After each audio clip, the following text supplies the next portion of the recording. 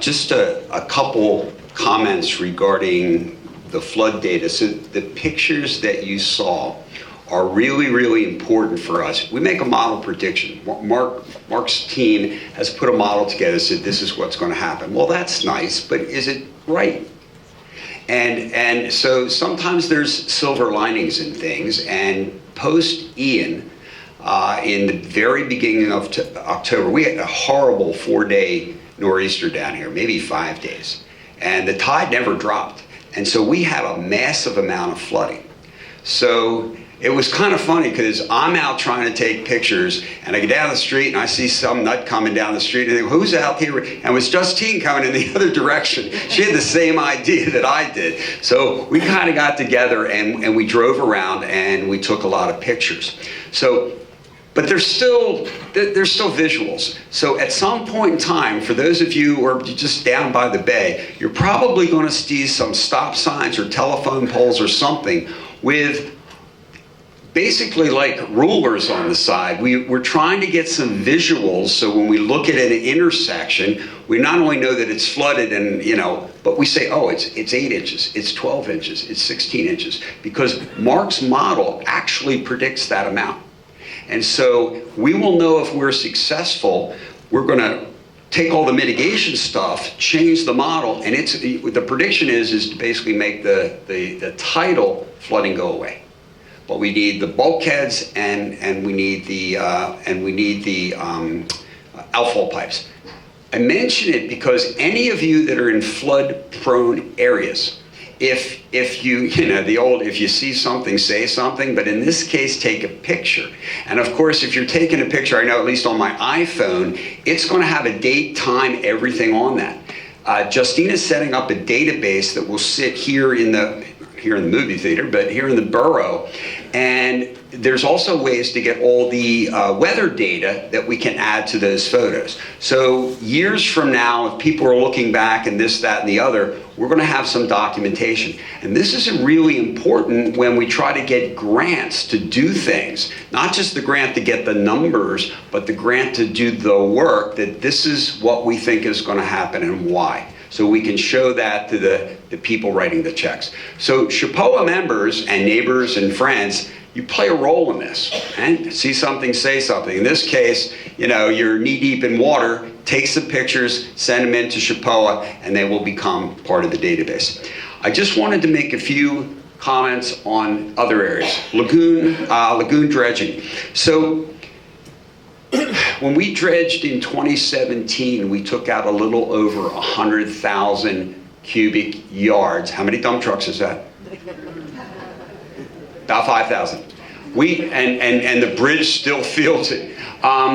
We took out a lot of sediment and we said 10 years is too long because that was in between cycles. Well, as you can see, we're not that far away from 2027. And in fact, so the same folks that survey our beaches with different equipment survey the lagoons. So about 55% of this sediment has returned. And several lagoons appear to be at a critical stage. So we really need to start now talking about what do we need to do and when we need to do it, because just like on the beach, it's a lot of money to put sand in, it's a lot of money to take the sediment out. And we don't want to take it to a landfill. So we are blessed to be next to the Wetlands Institute, and one of the things that they do and help with is something called beneficial use of sediment. With all the sea rise, it's not just what it's doing to our beaches, it's drowning our wetlands. And a lot of the sediment out there that is necessary for the critters that live out there gets washed into our lagoons. So one of the beneficial use is to start putting that back, a very thin spraying going out. But where you're going to do it, when you're going to do it, you have to do it at the right time, you have to consider nesting. All of this has to be permitted by Fish and Wildlife and everything else. But the Wetlands Institute and Lenore Tedesco, who's their director, I mean, this is their thing. They are the experts. And I believe they did this with some of the Avalon stuff before, but if your sediment is more sand-like, so the closer you are to the inlet, it's more sand-like, they can also build up higher for nesting areas. So they can do different things in different ways. So one of the things to permit is you've got to get samples and look at what physically and chemically you're going to be dredging. And that's all part of the process. So the borough has put money aside for working on dredging, in large part to do the dredging itself, but we have money there because this testing can cost $20,000 or $30,000. But we'll probably get a group together soon to start talking about what we have to do here. And just to show you what I'm talking about, so I said that the coastal research gets us data. So these color maps, so this is basically the yacht club harbor down there, okay, Snug Harbor. The one on the left was taken January, the one on the right December, so they're nominally a year apart last year. And the darker the red, yellow, and orange, the deeper the color, the more towards reds, the more problems we're having. So you can see on the left, there were a lot of problems by the yacht club, all around the yacht club. They have very, very shallow water in there. But now what's happening in December is that's kind of closing off the harbor. And so everybody that's sitting on the bay back there, they have a fair amount of water, but where are you going? You got to get out there. Okay? And every harbor's a little bit different.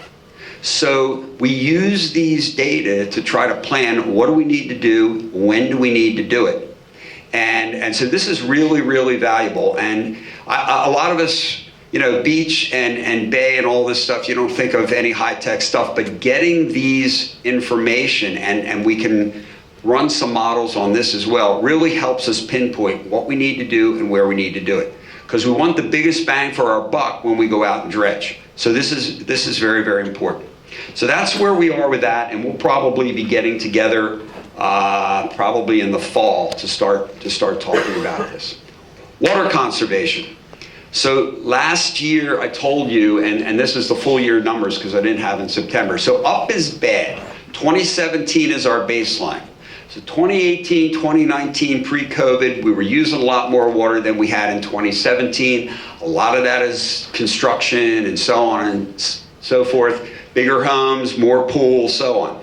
Then things took off with COVID. People were down here a lot more. And we recovered from that in 2022. Not only did we recover from 20 and 21, but we did better than 18 and 19.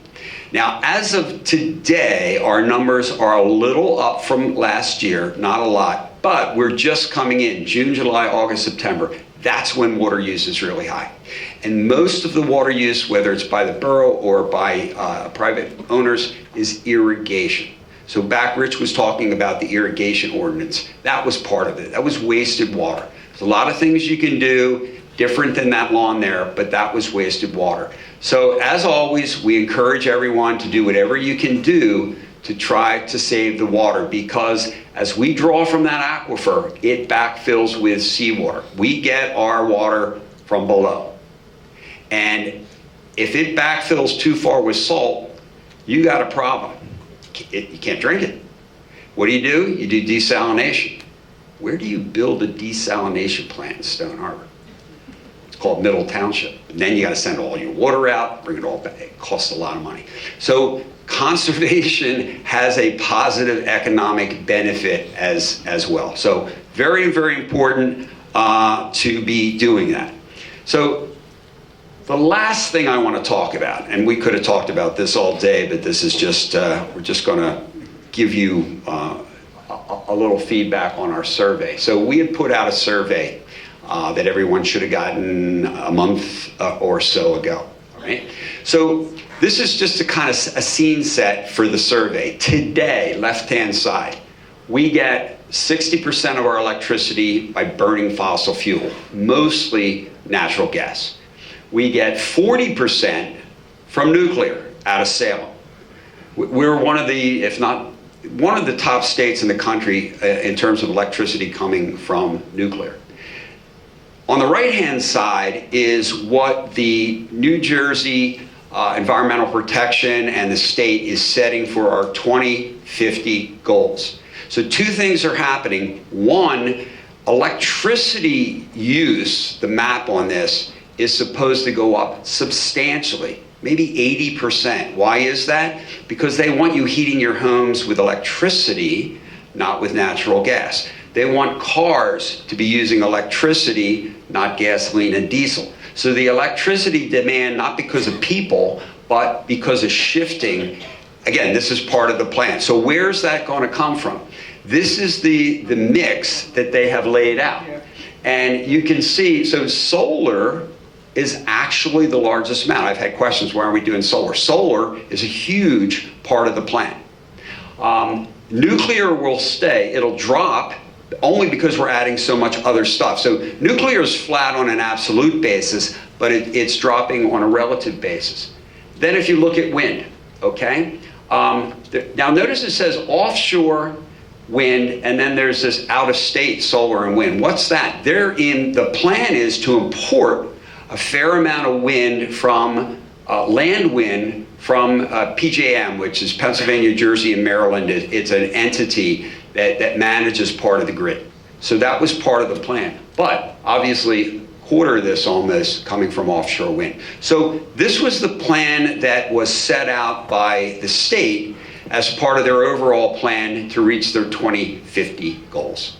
Okay? So this is just some context. So we're not going to go into all the pros and cons and this and that. You all know them pretty well. This was the results of the survey. Okay? And you should have all gotten this, but it was pretty dramatic. I mean, you can see the very large percentage of strongly against, right? And then you can see where everything else fell. So that's how people feel about this for a number of reasons. The mayor announced probably a month ago now, that Cape May County is trying to put together an information session on where we stand right now. We don't have details about the whens or wheres, but a very important thing that they mention is they want to hear the voices from people that are second homeowners, okay? Because you don't vote, right? So they want to hear those voices. So we will let you know as soon as we hear something, especially if it's really an informational session, which we're all hoping it is. But that may be coming this summer. I just talked to the mayor yesterday and still no further word. They wanted to do it in June, but we will let you know when we know. So that's where we stand on wind. And again, SHPOA provides an opportunity for you to offer your voice. And this is one of the ways we do it. So I thank you for many of you. It was unbelievable how many people responded to the survey, and that's really a great thing.